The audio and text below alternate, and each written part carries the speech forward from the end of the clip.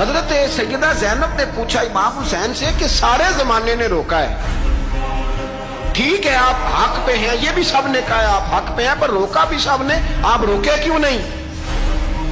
تو ابن کثیر اور ابن اسیر لکھتے ہیں کہ امام حسین رو پڑے، کہنے لگے بہن میں رک جاتا، پر میں نے رات کو نانا مصطفیٰ کو خواب میں دیکھا۔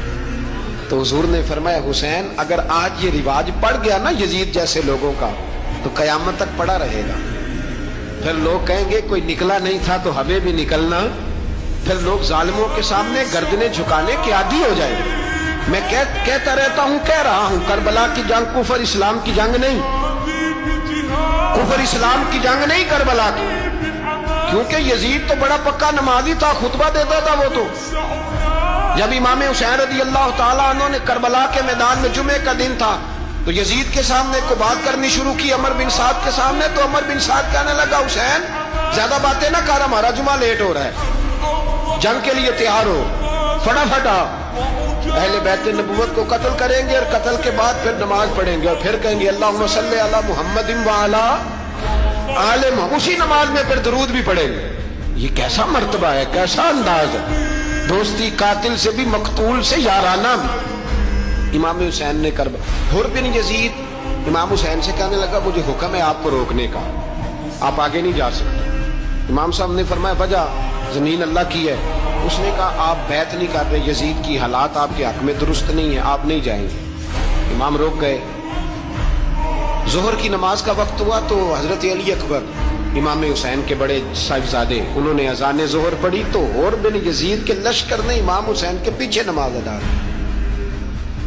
کہا بھئی تم مقابلے میں آئے ہو نماز پیچھے پڑھتے ہو؟ کہا حضور مقابلہ تو تلواروں سے کر رہے ہیں پر ہمارا دل تو مانتا ہے نا کہ مصطفیٰ کا نواسہ بڑی شان والا ہے۔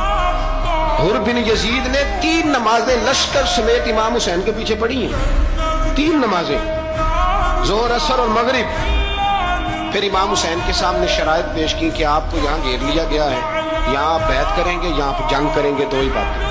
امام حسین نے فرمایا نہیں بھائی بیعت تو میں نہیں کرتا، اس کے علاوہ تم جو کہتے ہو میں کرنے کو تیار ہوں۔ اس نے خط لکھا، عبید اللہ ابن زیاد کو ایک بندہ دوڑایا پیچھے کوفے، چند میل پہ کوفہ تھا، کہا وہ نہیں مان رہے، کیا کرنا؟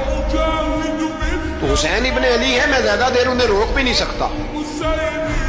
انہوں نے پیغام دیا حر بن یزید کو کہ کرنا کچھ بھی نہیں، ان کا پانی بند کر دو، بلیک میل کرو، کھانا پانی نہیں ملے گا، چھوٹے چھوٹے بچے ہیں خود ہی مان جائیں گے۔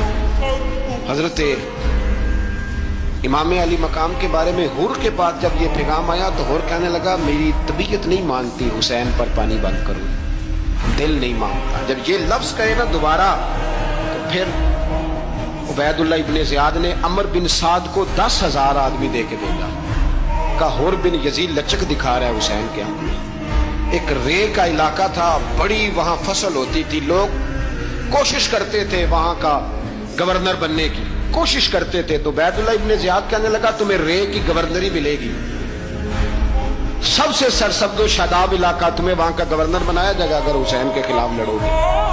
یہ اتنی زبردست ہوتی ہیں گورنریاں کہ گورنریوں کے لیے لوگ نسل رسول کے خلاف بھی نکل آتے ہیں، یہ اتنی تگڑی ہوتی ہیں، اتنی جلدی وفاداریاں بدلتی ہیں۔